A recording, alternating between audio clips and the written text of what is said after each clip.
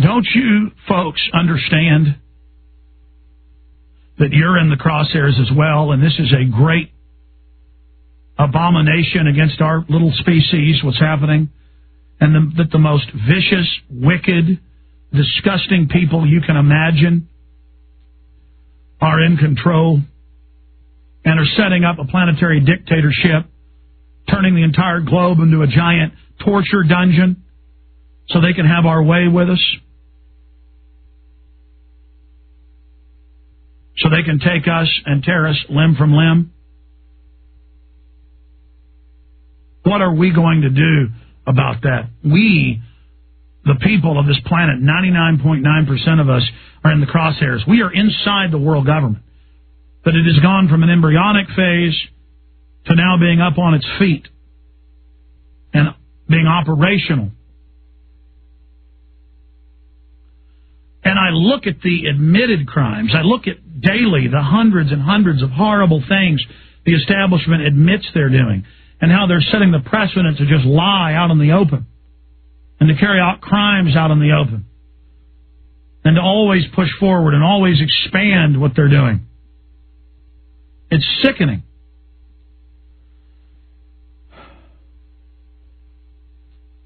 And then I see this article written for Infowars.com, titled The Real Sicko Movie by Adam Murdoch, MD. And I don't even want to cover it on air. It's just so outrageous, so in our face. And I know it's only the beginning of the crimes against humanity. The bloodlust, the bloodthirst that the degenerates of the New World Order are carrying out against this sweet species, Homo sapiens sapien, that has so many hopes and so many dreams and so many things that we could be doing as a people, that has so much potential. And to see our world hijacked and run by these globalists is just very sad. More and more my rage and my anger at this coterie, this society, this league of evil, my anger just gives way to intense sadness and intense discernment. And the more I learn and the more I understand, I just can't believe it. I do. I marvel at the beast. I marvel to a point of speechlessness, of fathomless cold. And in my mind, I can hold the image of all that is good and beautiful and wholesome and innocent. Those islands of goodliness versus the great gulfs of pain and suffering and stench and the ravenous wolves tearing humanity's guts out. And it makes you really worry about humanity's sanity. And it makes you wonder how these liars knowingly sit up there and deceive people and get off on deceiving people. That'd be like watching a 4-year-old or 5-year-old get on a bicycle for the first time across the street as your neighbor sits there and guides their son or daughter down the sidewalk, and watching them fall and skin their knees and then laughing and enjoying them falling down and hoping they fall and break their jaw or knock their teeth out or break an arm. I mean, that's the way to describe this. To watch the social engineers write white papers and brag how they're breaking up the family and how they're going to have year-round schooling and how they're going to take basically everybody's children and break up the family and dumb everyone down and add chemicals to retard the public's brains, their intellects, in the vaccines, in the water, in the food. To watch the establishment celebrate and giggle and smirk about it. to watch them persecute innocent families and take their children as the parents and children cry, and to watch the police and social workers' eyes burn with a demonic glow of enjoyment. I've seen it all. But I know I've seen little. I think I've seen it all. I think I've seen the limits of what I can take. And I know it's only the beginning of this big banquet laid out before the establishment where they can rend and tear and corner the innocent.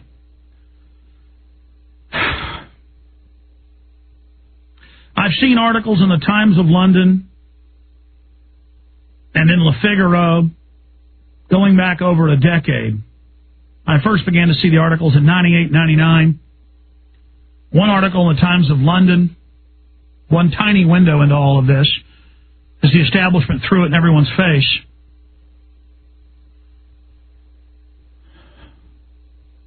Described a beautiful woman, a once beautiful woman, weighing 87 pounds, I believe, the article said. I remember it was 80 pounds and change. Escaped in Burgundy, France. She came to the local regional police office wearing nothing but a trash bag around her waist that she dug out of a garbage can. And she came in, they described her like a zombie. Most of her hair fallen out, cuts and burns all over her body, and she screamed and begged for help. And the police attempted to go to the Rothschild-owned castle. They own scores of vineyards and estates and castles and chalets.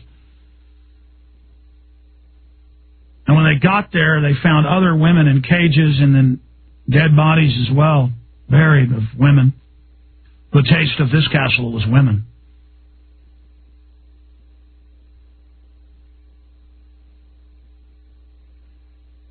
And then no one was prosecuted. No one got in trouble.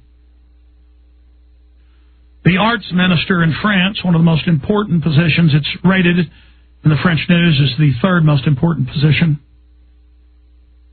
only behind defense and finance. A relative of the late French president, François Mitterrand, an admitted Luciferian who designed the 666 gold pieces, gold glass for the Louvre Pyramid.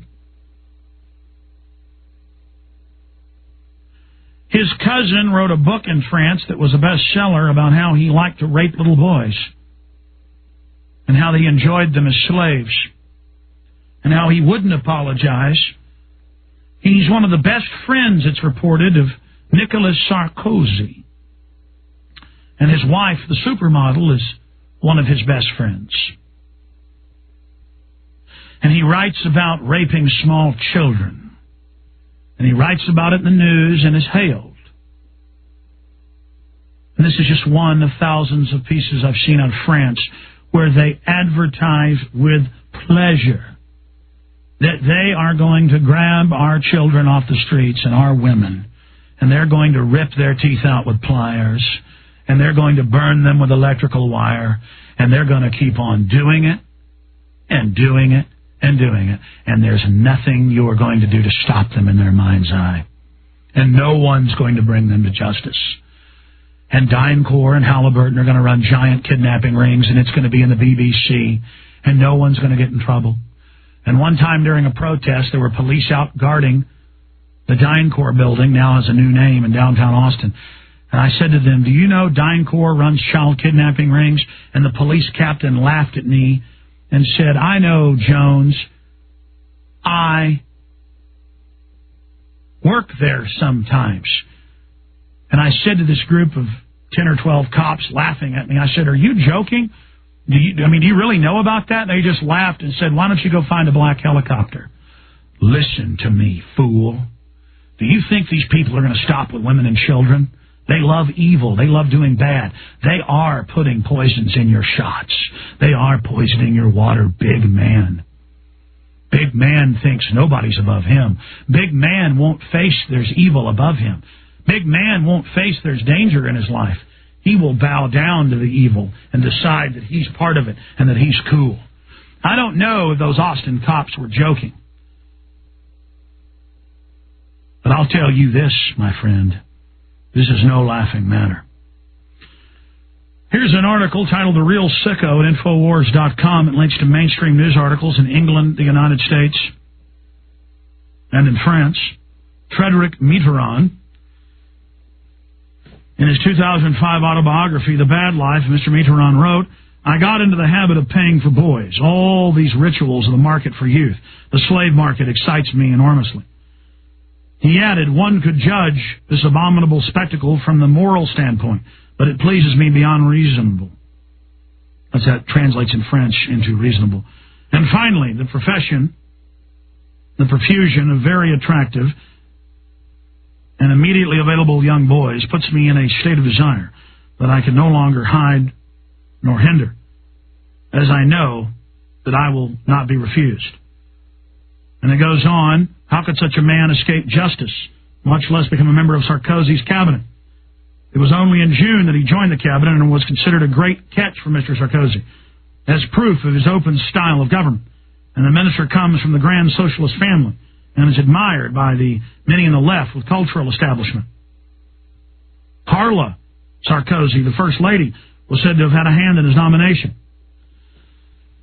And the article goes on to talk about Roman Polanski raping a drugged 13-year-old girl as he held her down. Even though she was drugged, she fought.